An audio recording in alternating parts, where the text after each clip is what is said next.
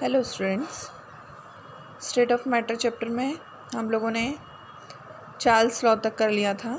अब हम आज देखेंगे एवोगेड्रोज लॉ। एवोगेड्रोज लॉ जिसके अंदर हमें टेम्परेचर और प्रेशर दोनों ही कांस्टेंट रखना है। At a given temperature the pressure at a given temperature and pressure the volume of gas is directly proportional to the amount of gas. मतलब V directly proportional किसके होगी? N के होगी। V is the volume and N is the amount of gas, जितना हमारा substance हमने लिया है गैसियस फॉर्म में। किस समय पर दोनों प्रोपोर्शनल में होंगे? जब प्रेशर और टेम्परेचर आपने कांस्टेंट कर दिए।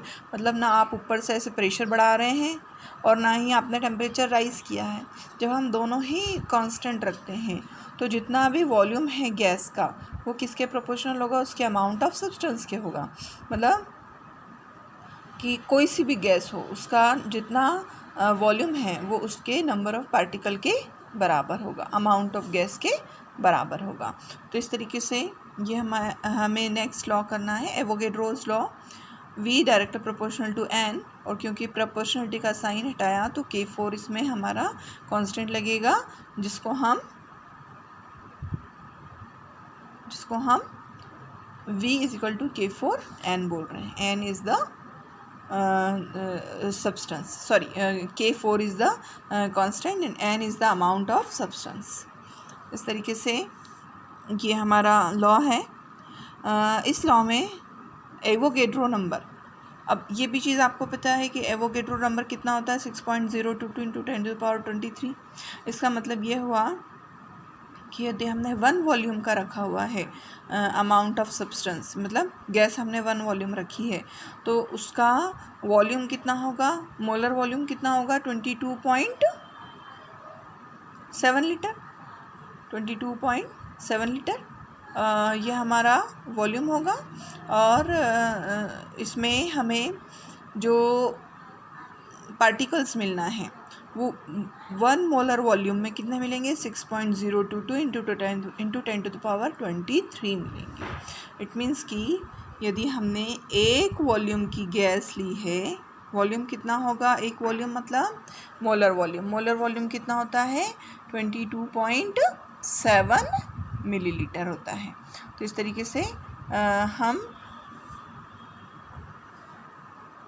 ये देखिए यहाँ पर 22.7 लीटर हमारा वॉल्यूम है गैस का। जो मोलर वॉल्यूम है मतलब 1 मोल कोई सी भी गैस हो, अमोनिया गैस हो, हाइड्रोजन गैस हो, ऑक्सीजन गैस हो, नाइट्रोजन गैस हो, उसमें 1 मोल जो भी गैस होगी उसका वॉल्यूम कितना होगा? 22.7 लीटर होगा। लेकिन उसके अंदर अमाउंट ऑफ सब्सटेंस कितना होगा? 6.022 इंटू 10⁻23 होगा ही।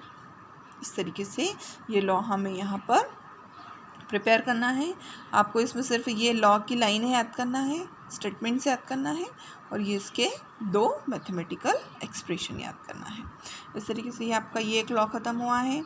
एक लॉ हमें करना है गे-लुसाक लॉ। एवोगेड्रो लॉ को हम वॉल्यूम अमाउंट रिलेशनशिप भी बोलते हैं। अब हम कर रहे हैं गे-लुसाक लॉ। गे-लुसाक लॉ जिसको हम प्रेशर टेम्परेचर रिलेशनशिप भी बोलते हैं। प्रेशर टेम्परेचर रिलेशनशिप क्यों?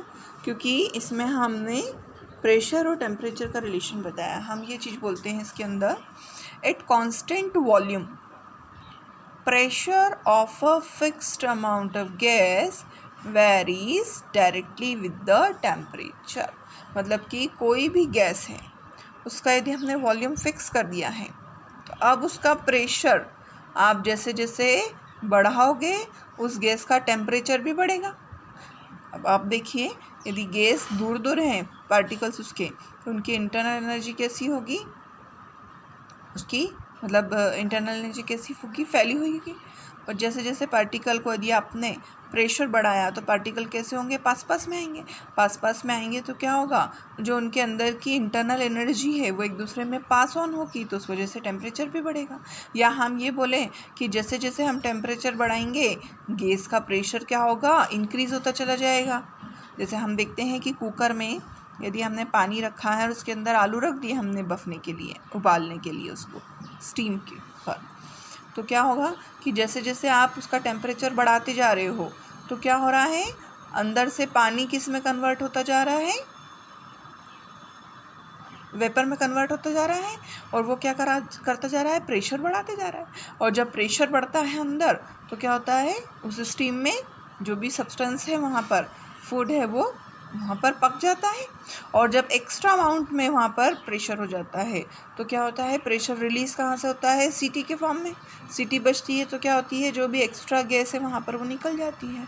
तो इस तरीके से जैसे जैसे आप टेम्परेचर बढ़ाते हो वैसे वैसे प्रेशर भी बढ़ता चला जाएगा, यदि हमने वॉल्यूम वहाँ पर कांस्टेंट रखा है तो।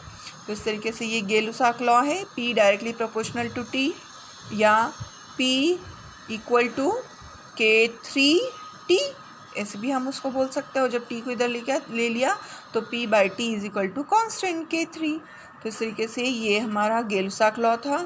इसमें भी आपको सिर्फ ये स्टेटमेंट याद करना है, at a given volume pressure of a fixed amount of gas varies directly with the temperature, और ये इक्वेशंस याद करनी है।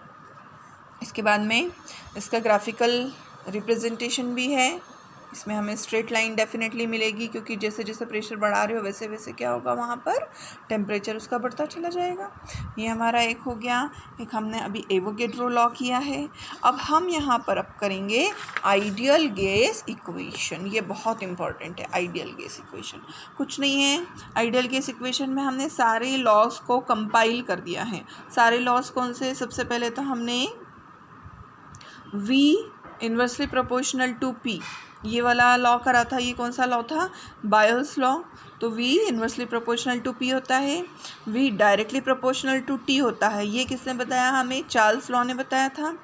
V directly proportional to N होता है, ये हमें किसने बताया, एवोगेड्रो लॉ ने बताया था।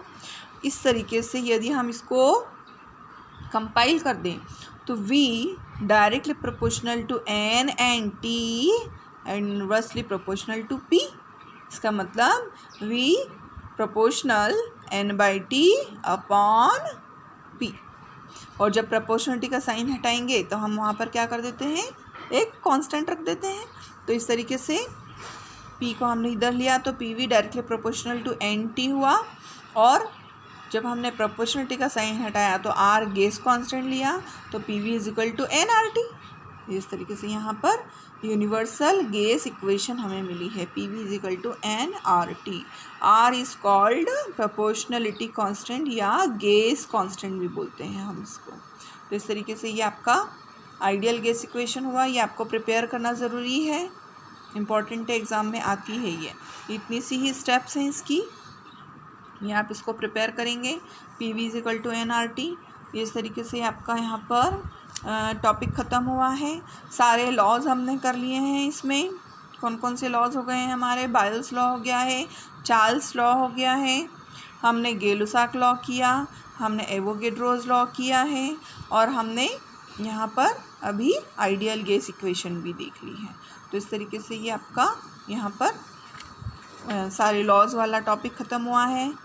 अब हम नेक्स्ट वीडियो में डाल्टन का पार्शियल प्रेशर लॉ देखेंगे और आगे के टॉपिक्स देखेंगे।